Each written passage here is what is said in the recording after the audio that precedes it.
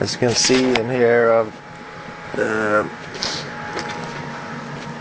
gotten some rotation on the studio, what you should say.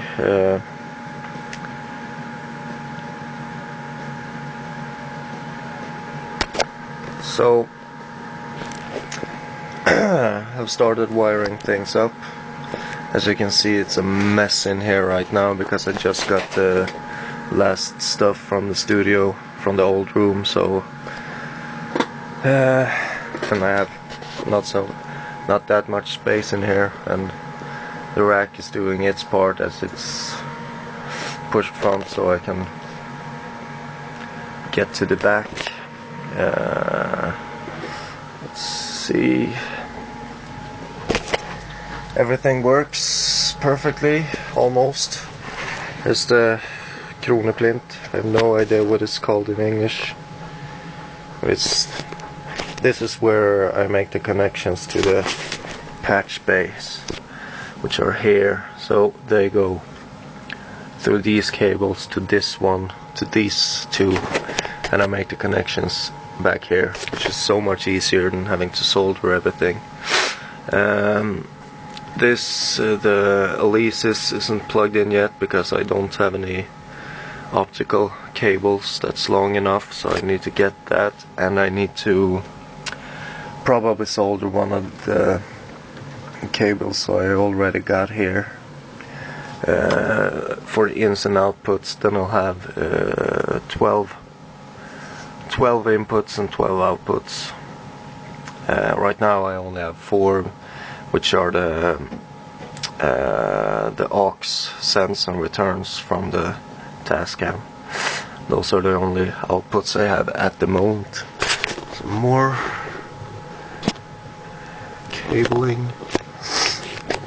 I need to get myself a bunch of connectors as well.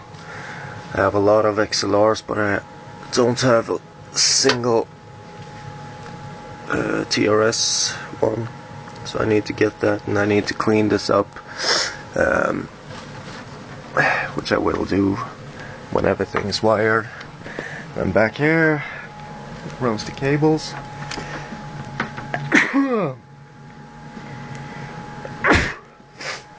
I apologize, I've got a terrible cold that I woke up with today. Yeah, the cable runs back here. They're probably gonna sit just on the floor. I was hoping that I could run them behind the panel here and behind there and in there, so you wouldn't be able to see it, but I don't think it's possible. Let's see if I can get some shots in here. Bunch of connectors.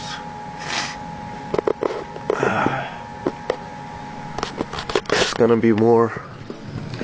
I'm gonna find a way to route the Tascam has some internal processing, for example reverbs, stuff from TC Electronics, which of course are really good, so I'm gonna try to route those to and from the console here, so I have them on the one of these auxes.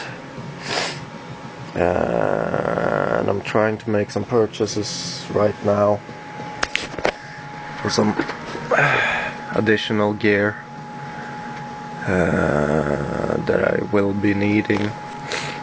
For example, I work very much with bus compression, and right now I don't have a single bus compressor. I'm working on the one up there.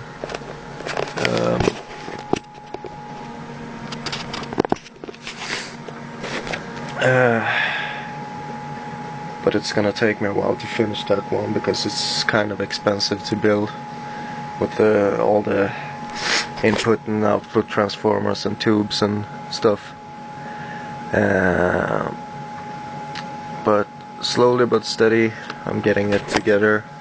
As you can see, that part of the rack is filled as of now, but it's just, I mean, it's 6 panels of nothing, or 6 units, rack units of nothing, or yeah.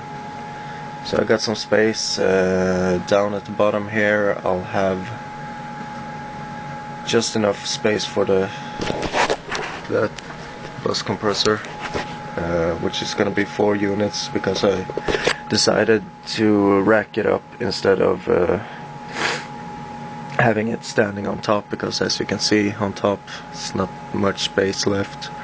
I don't know if I'm gonna have everything standing like that, but you never know. So I got a new preamp coming pretty soon, probably this week. Stereo Auditronics preamp that I'm gonna rack up.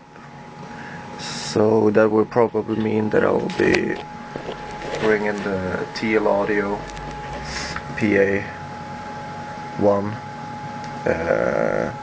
and the Auditronics when I do my recordings outside, or my mobile recordings, because I have 4 on the Tascam interface. I have 4.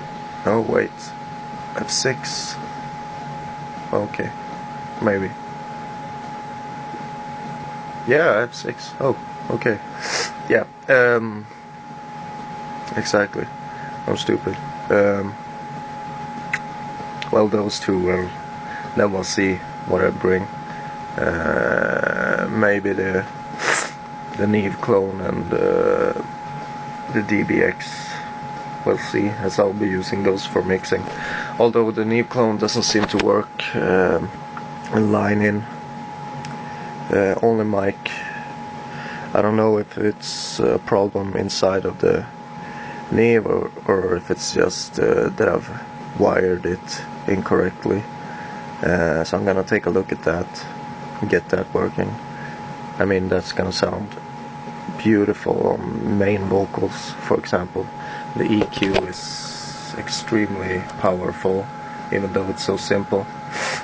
And just the sound from it is alone is gonna be not enough, but it's gonna be perfect for main vocals, for example, and other stuff as well.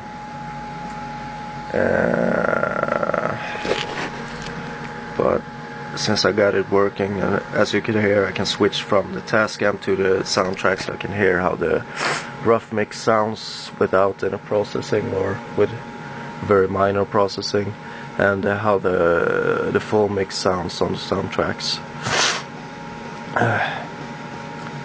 So, and I borrowed a Philips just regular home theater power amplifier, because I accidentally blew up the quad, but the quad should be fixed any moment now, any day now.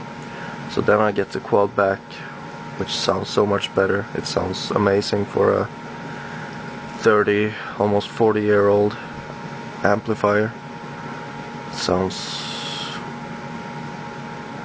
It makes the main monitor sound like crap. And well, yeah, you can hear some. Let's see.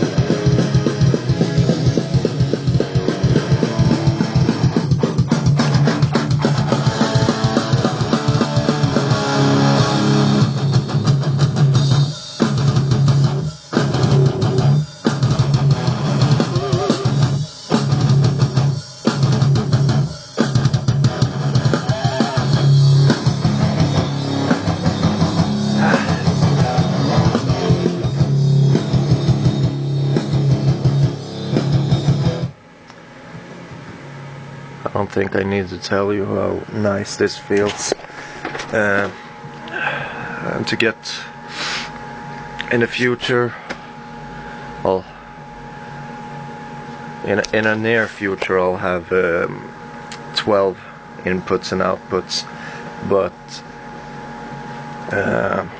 later on I gotta buy a card for the Tascam for some TDIF in and output connections, analog, and then I'll have let's see, I'll have 20 inputs and outputs, which is more than enough.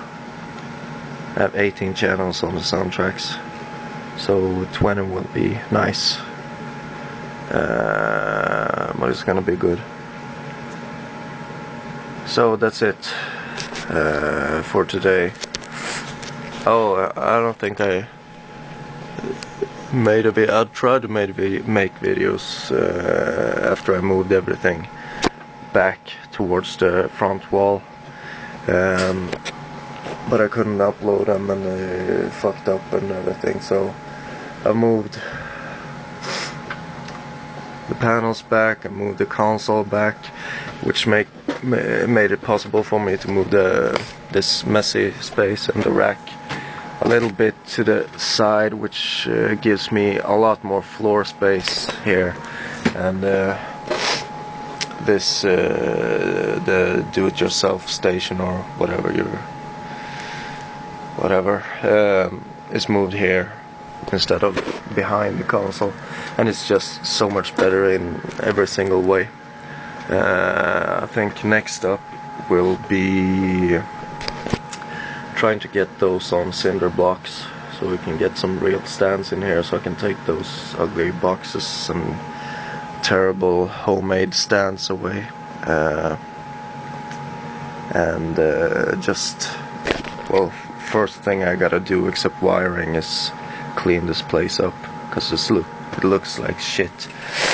But then it's just doing minor fixings all over the place, and maybe in a month or two I'll be up and running, mixing semi-analog hybrid, and continue to upgrade this little piece of heaven.